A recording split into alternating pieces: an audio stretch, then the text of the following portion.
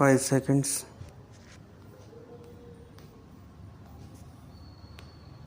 Sir, I am grateful to the honorable member who have made their contribution while discussing the performance of the Ministry of Commerce.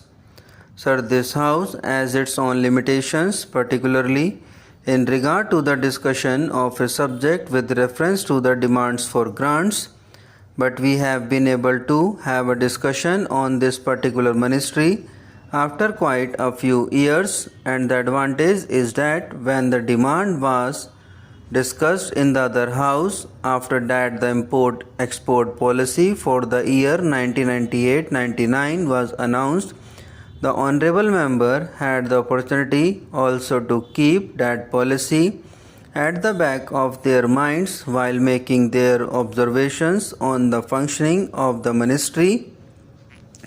Sir, it is known to the honorable members, so far as our international trade is concerned, the year which we just passed was really a difficult year.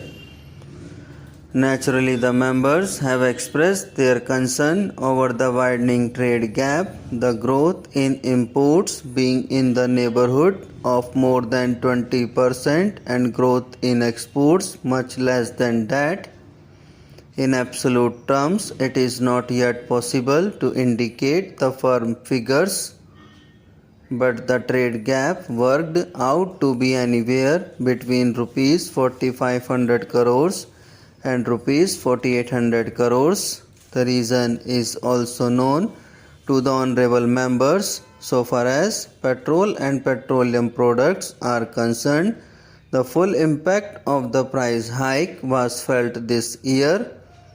Nearly 2/3 of the total export earnings are being spent on importing petroleum and petroleum products alone.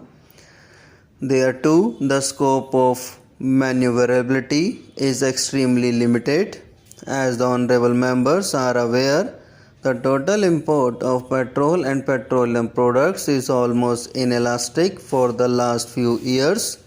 In absolute terms, we are keeping the quantum almost at the same level, though we are paying much more, and that too, according to my assessment, is also irreducible minimum because we want to maintain our agricultural program. We have to energize our pump sets and diesel is a must.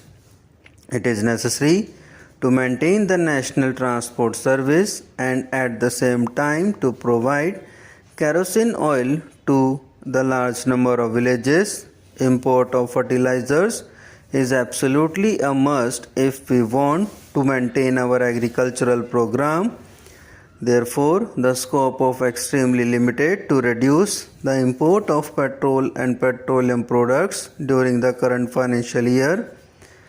And in that context, the strategy which has been worked out is to have a vigorous export effort, reduce our dependence on imports for the areas where we can, and thirdly, give encouragement to import substitution. So far as exports are concerned, it is known to the honorable members, even up to 1995-96, we were having a reasonable growth rate in the neighborhood of 24 to 25%, particularly for the last 3 years, but we could not maintain that growth rate in the next 3 years. Again, it has started picking up. In this connection, sir, I would like to mention one particular point which has been very often quoted to show that India's performance on the export front is quite insignificant, and very often an argument is put forward that our share in the foreign trade is almost negligible. I do not deny it.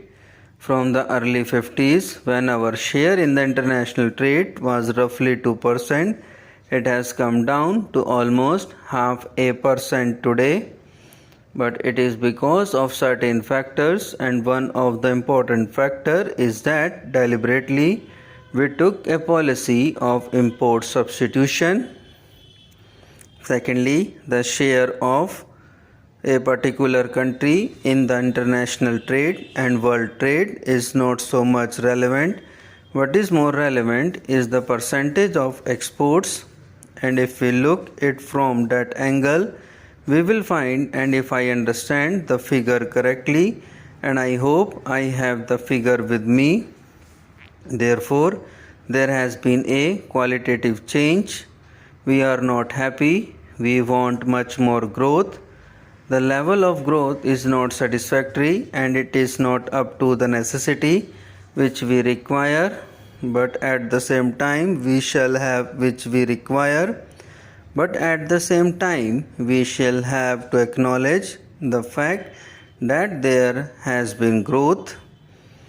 And in this connection, very often it is pointed out that whatever growth is there, it is mainly because of the inflation. In value, it has increased, and in quantity, it has not increased. I would like to quote some figures to point out that there has been an upward trend in value and there has been an upward trend in volume also.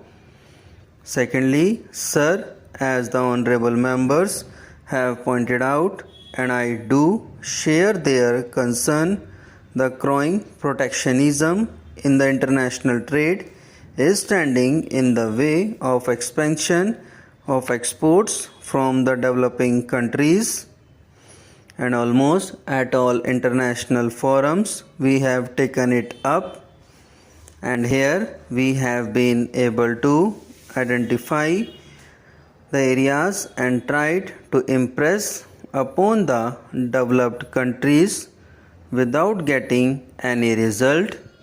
And if we look it from that angle, we will find, and if I understand the figure